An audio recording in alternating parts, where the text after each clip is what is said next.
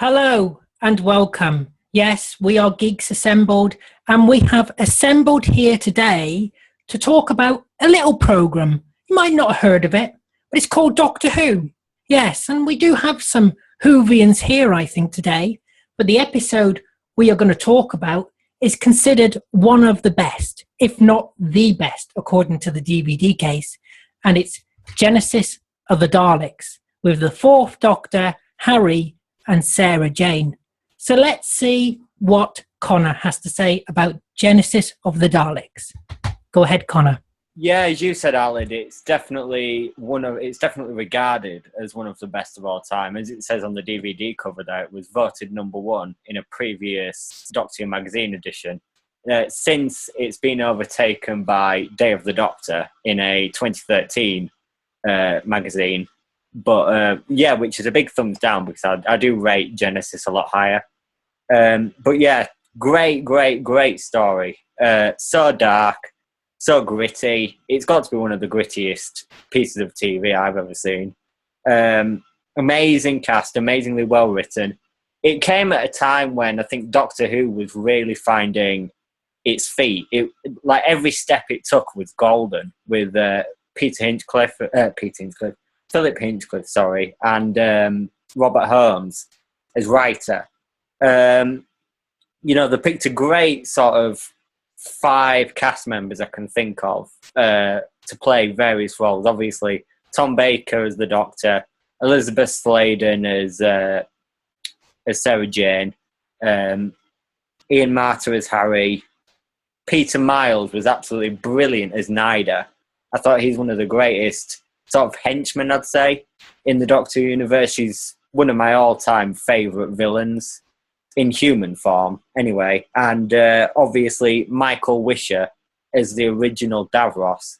He's not my favourite Davros, but for the original, he's a bloody brilliant choice. I think Julian Bleach is a better Davros for my personal taste, but Michael Wisher is just, for the one sort of story he did in Genesis, was such an impactful performance that it's pretty much, his name's been stuck with Doctor Who ever since, and he'll forever be remembered as Davros, I think. Maybe not the best, but definitely as the original Davros. Yeah, overall, such a great story. Philip Hinchcliffe had a sort of, I wouldn't say a dislike, but he wanted to change up the show during his time, and he didn't want the normal status quo of Cybermen and Dalek stories.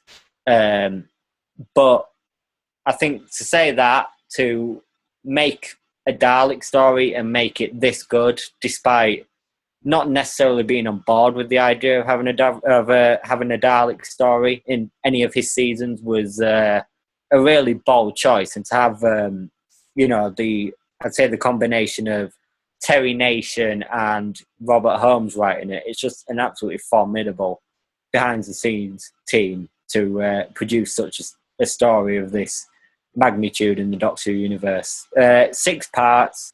None of the parts really drag. There's some really sort of unusually gritty scenes for Doctor Who. I mean, the beginning, where it's just all the soldiers killing each other, is a pretty fast start for a Doctor Who story. You get right in there, and then you've obviously got the 2 speeches, the 2 proper memorable speeches. The one about the power of God and stuff.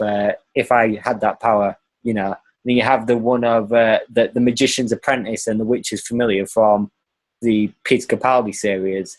Took inspiration from about the Hitler sort of thing.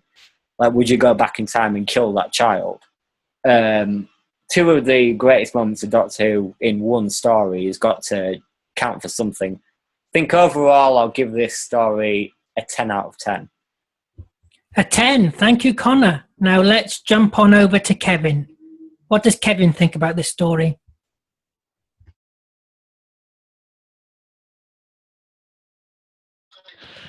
Well, as the doctor says, he didn't have a screwdriver in this era, and yeah, this is about the story. It's one of the best stories about the creator of the Daleks. And first, Death Force is very, you don't know much about him, but at the end, he's really a villain, really an arch enemy for the Doctor. And I really love the story. I still have to get it on DVD because I have seen it, but through Dailymotion, and some other sources. So yeah, I love the German, people. I don't know what his name was with the glasses and, but something I don't know who that was, but maybe Beef Dad knows it. Maybe he was with really good.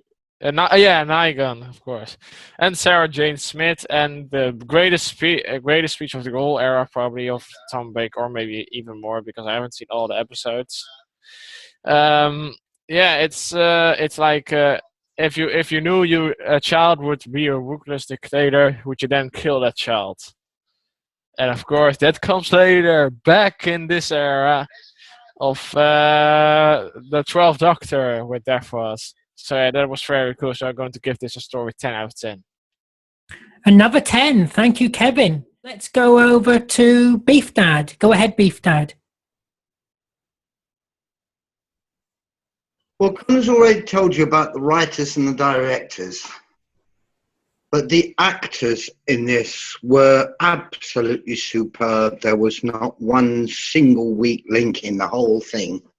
You talked about Tom Baker, Liz Sladen, Ian Marter playing Harry Sullivan, Michael Wisher. I think Michael Wisher was a brilliant Davros. The only difference was they changed the makeup slightly. The mask was changed and became much more sinister later, after he didn't get killed. He went into suspended animation, which is why, of course, the first Doctor never actually met him. When the first Doctor arrives there later on, about something like 50 years later, I believe. Peter Miles as Nida, brilliant villain, one of the best. Guy Siner as Ravon, the General, superb. And I've got a special treat on that one. I had a word with Guy, because we've known each other for very many years, and I did get a quote from him. I'll give you the quote in a little bit. Strangely enough, Pat Gorman played a Thal soldier and turned up in so many other episodes of Doctor Who after that. They go without number.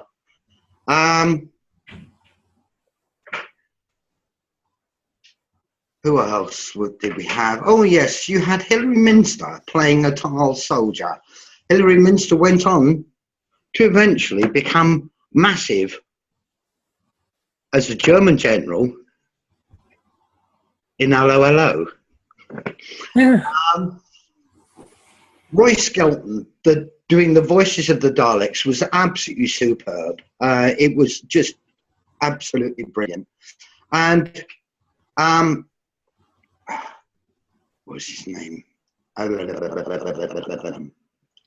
Stephen Yardley played Severin. Brilliant. The Muto. And the guy who went climbing up the rocket was Sarah Jane.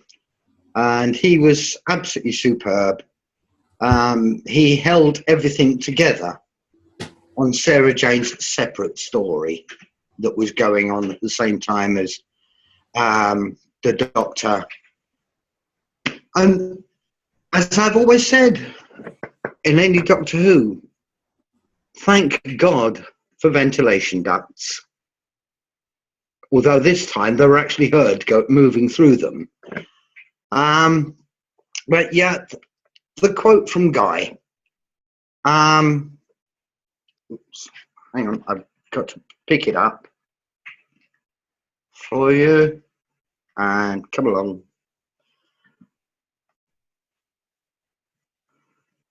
because I did suggest to him that it might be nice if he came on, and would he, if he can't manage it, because I know he's busy directing and what have you, so could he give me a quote? And he sent back, to be honest, it's much too long ago, and in fact I've never even seen it. About the only thing I can say is that while I seem to remember it was my character's job to scare the pants off Tom Baker, he actually scared the pants off me. Sorry not to be more helpful. I hope it all goes well. Guy regards, Guy. So, there you have it. He found Tom Baker really intimidating.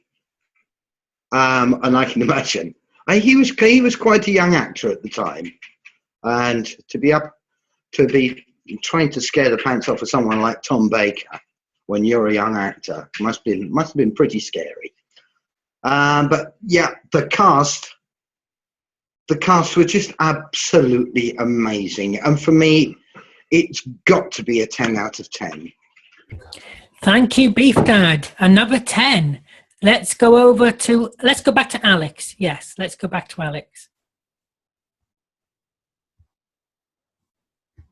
Yeah, sorry about that. Yes, I would say that this is one of the classics, and I would say that it is at 95% efficiency. If they could have gotten more money for the budget, but as always, Doctor Who does so much with very little. The writing is good, the plot is good. They could have probably dropped an episode, maybe.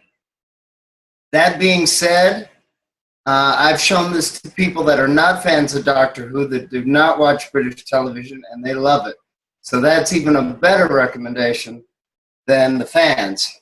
So except for some pacing, and the Nazi theme is a little heavy, but the writing, the acting, the cast, the way that it elicits emotion from people, that's what you want in a science fiction show.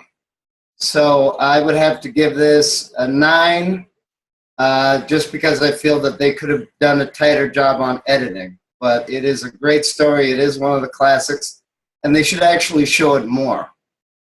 So that's my review for it. Thank you, Alex. A 9 from Alex. Now let's see what Brian has to say. Go ahead, Brian. Wakey, wakey. All right. Let's see.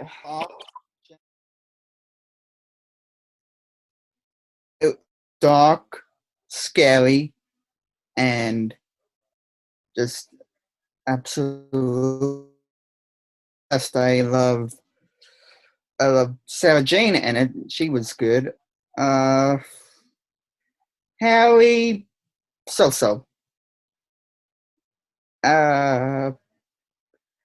But this Davos, the guy who played Davos in this story, I would say not really good as Davos. I thought he was too campy and cheesy, and not really that good, like I said. Yeah, I do like the new guy that plays Davos though in the new series, so he's good. Anyway, yeah.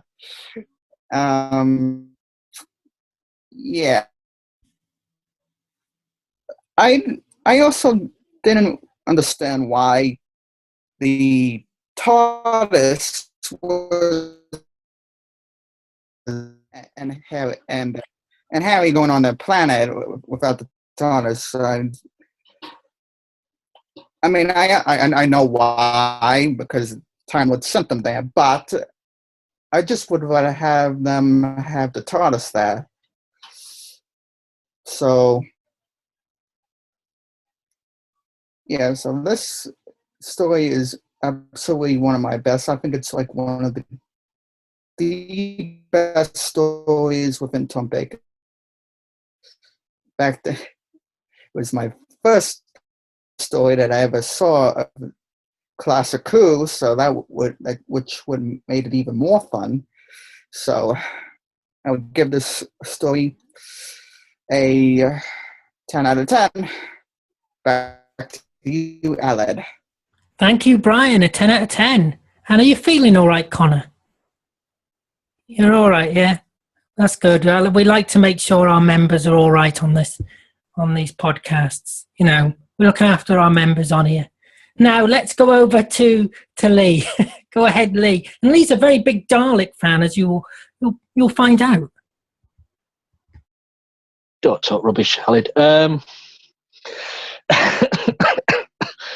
Yes, Genesis, as everybody has said, it has gone down in history as one of the best classic stories of the Tom Baker era, of the whole classic era. I agree.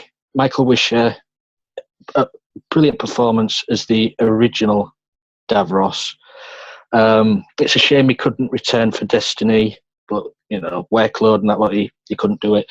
But for me as well, I always do like Terry Malloy's portrayal as well. Now, and if going back to what Brian said, if you want campy portrayal of Davros, Terry Malloy. But the story, yes, it's well written. Terry Nation writes a very good story. I like this because the Daleks aren't in it much. They don't sort to appear till about episode 3 onwards, and then they don't really do much until about episode 5. So I'm okay with that. Because they're not overpowering the story, and that's good. It's an underplayed Dalek story because it is a Davros story. It's about the creator and his madness for power. But as we go back to there's two teams, like it's always been said. There's two teams in this story. What make it? It's Tom, Liz Sladen, and Ian Marter. What a brilliant team! I was very disappointed when Ian Marter left at the end. At the beginning of the other season. I think he should have carried on for a bit longer, but wasn't to be. And the other team is Michael Wisher and Peter Miles. Those two, it's just a brilliant double act. And people are going about quotes, Peter Miles has a brilliant quote, the "thank you, that's what I needed to know." That quote there, that is just brilliantly played. I met Peter Miles 2 or 3 times, and he is a very nice guy, but he always plays the baddie. I think it's so, the nice guy always plays a good villain. There's a major one gripe. I think it could have been cut down by one episode, to be honest, because there was a bit of padding, I think. Meaning the Davros's mutants, what he threw away in the sewers, could have cut all that lot out. Because what did they do? They were polystyrene clams, where Ian Marter even saw it and then he put his foot in it. That was slightly bad there, and so the Doctor had to destroy the polystyrene clam with a polystyrene rock. I made a little gripe, but it was 1975. What can you do with the budget? It's a good story, and me saying it's a good story for a Dalek story, you won't hear that very often. So for that, I'm giving it a 7.5. A 7.5 from Lee. Thank you, Lee. But like Lee says, this is a Davros story. This really isn't, even though it's called Genesis of the Daleks, this is a Davros story. And I really like Davros as a villain. I think Davros is the best Doctor Who villain. I think he's this evil scientist, but he can't do anything. He can't fight you. He can only use his mind against you. And the way he uses his mind is always amazing. And when he's with the Doctor and they're bouncing off each other with ideas and things like that, if you could have a virus that would, and things like that. And I think that's just brilliant. And I love Michael Wisher as Davros. He really set the bar, didn't he? He set the bar that everybody has copied. He's the first Davros. He might not be the best Davros. I do prefer Julian Bleach's Davros, but this is the first person playing Davros. And like people have said, Nida's great. You've got to have a great secondary villain, haven't you, for these things? And he's a great secondary villain. You've got Sarah Jane. I love Sarah Jane. Sarah Jane's my favourite companion ever. Full stop. Nobody comes close. Nobody. I don't want to hear it. Sarah Jane's amazing. Harry's brilliant. It's a shame Harry only did four serials altogether, didn't he? And he did 4 stories altogether, didn't he? Something like that. Did the Zygon one, the Sontaran one, and he did Ark in Space and this one. Did 4 stories altogether, I think. He's great. And yeah, I just think I was going into this thinking, oh, this is so highly regarded. And I've seen this many times before, but I thought, since I'm reviewing this episode, I'm going to be really critical. I'm going to look at it really critically. And I thought, so I was expecting to go in there and think, I'll pick at it and think it's not as good as it is. But actually it is. I had nothing really to pick up, nothing at all. It's just really good. The only thing that lets it down is what Lee says is the clams don't work. And I think they let it down a bit, those clams. Why did it have to be clams? If he's created mutants, why has he created clams?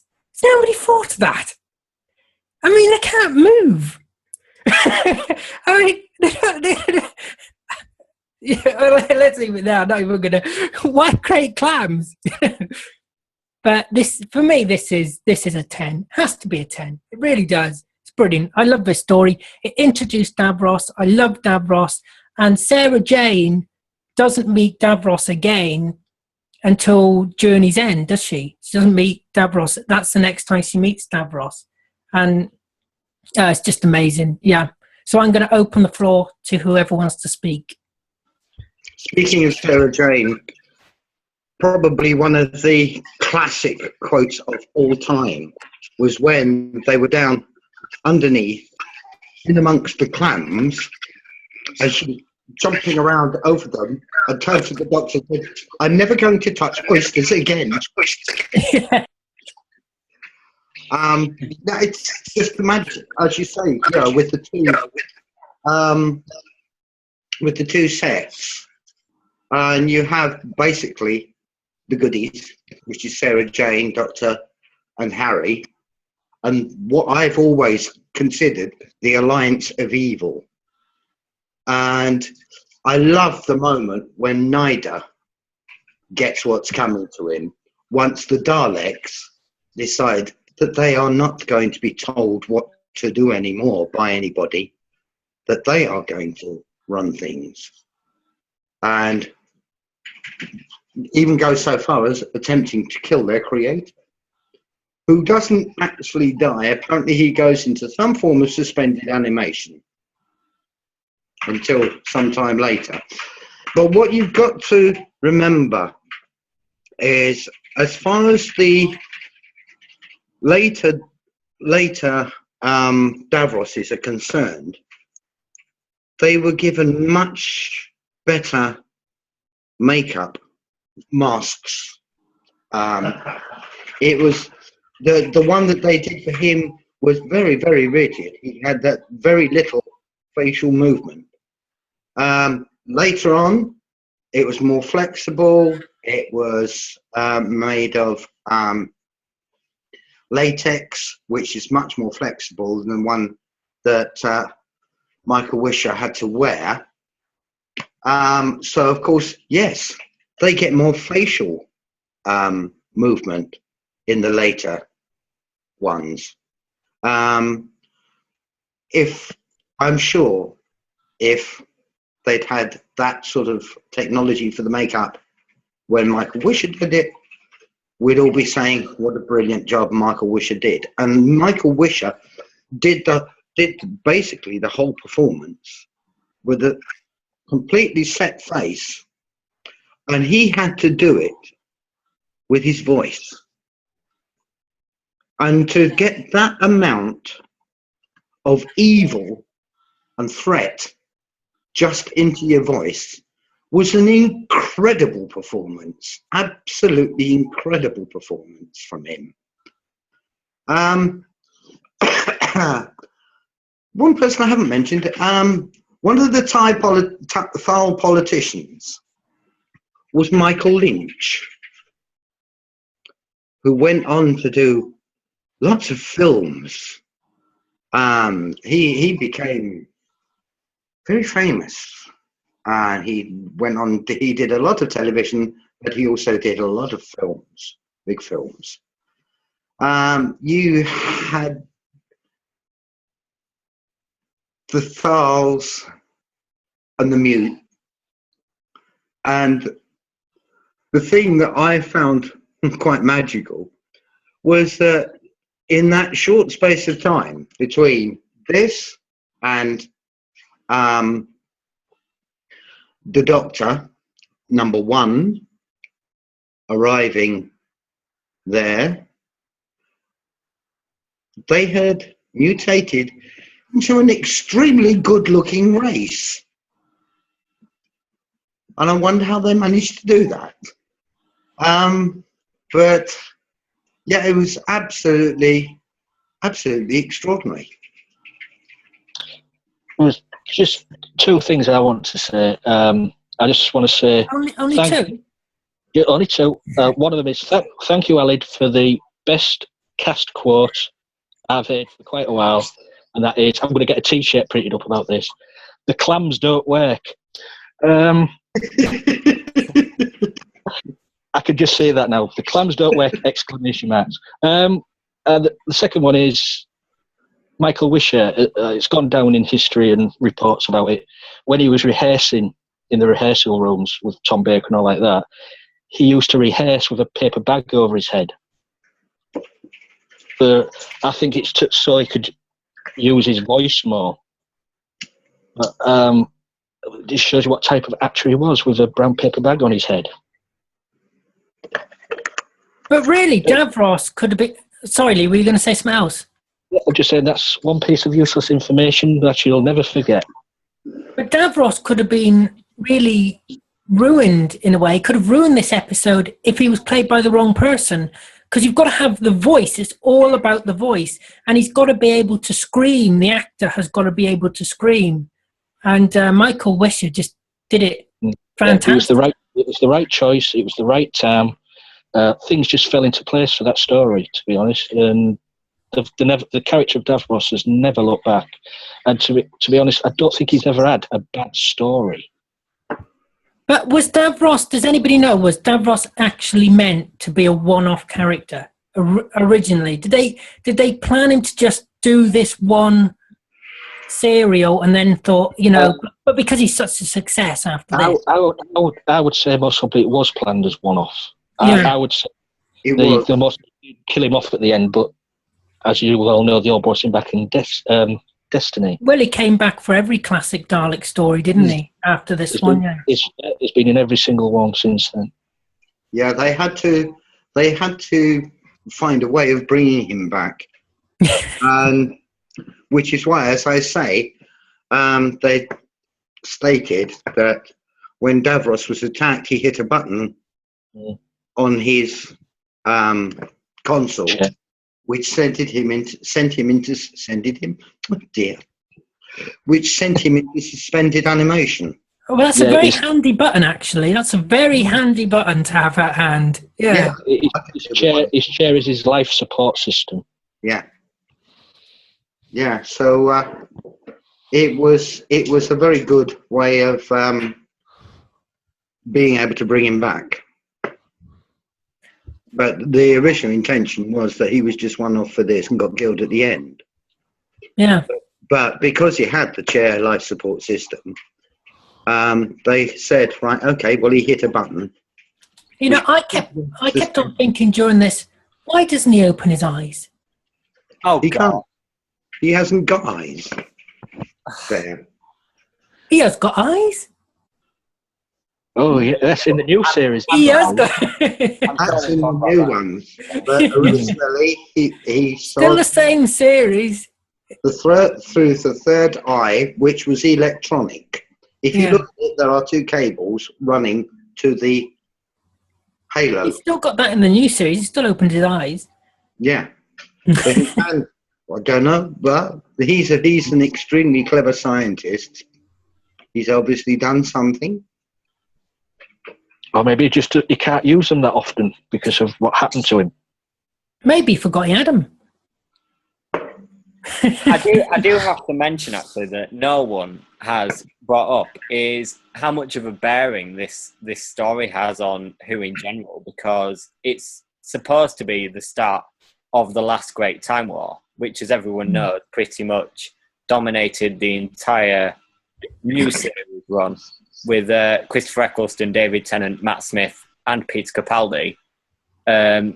When it was revived in 2005, it wasn't really mentioned between Genesis and Survival as far as I know, or even in the TV movie. But when it came back in 2005, that was the main storyline, and it's only just resolved in last series finale. So I think that just proves how lasting this story has been and how much of an impact it's had on a 50-year show. You know, that's pretty huge. Just one 6-week run of episodes has had an impact on 50 years. Yeah, I think just overall such a brilliant piece of television magic.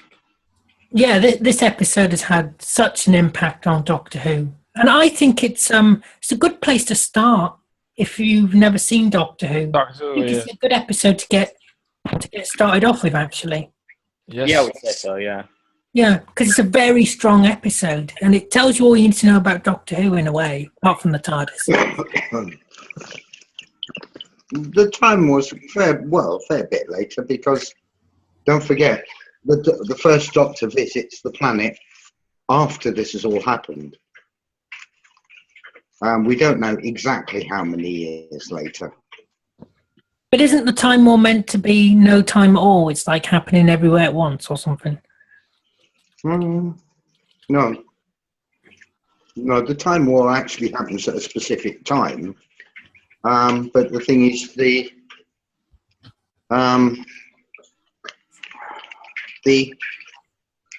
Daleks by then have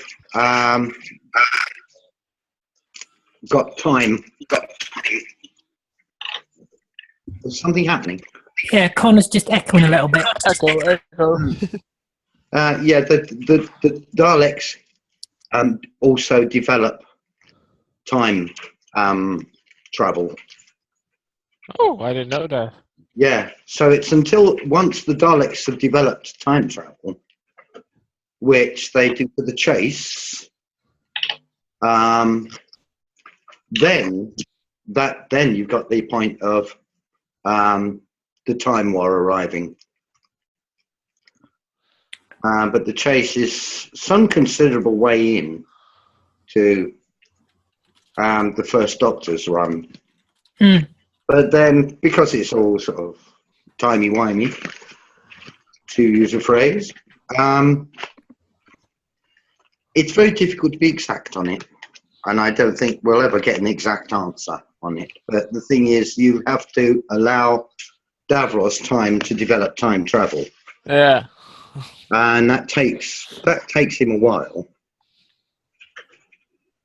because don't forget, Davros, when the first Doctor goes to Skaro, Davros is still in suspended animation because he doesn't turn up at all, and the Dalek that had basically rebelled is the one that became the Emperor of the Daleks. Does anybody else have anything to say on the story? Only one thing. The clams don't work. Yeah, the clams don't work. Yeah, No, I'll never eat an oyster again. clams don't work, and Beef Dad's never going to eat an oyster again. That's a good place to end, isn't it? Well, I'd like to thank everybody here for joining me. I'd like to thank you for watching. Don't forget to like, subscribe, comment, and share. Tell us what you think about Genesis of the Daleks. Put that cookie down. Yeah, okay, Kevin, calm down. Calm down, Kevin. He has these outbursts, viewers. He does have these outbursts. But we have. Well, He's not a well man. no. But I just thank everybody here and thank you all for watching. And don't forget to subscribe, like, share, and comment. And take care. See you next time. Stay safe. I'm a silent organism. I'm geek.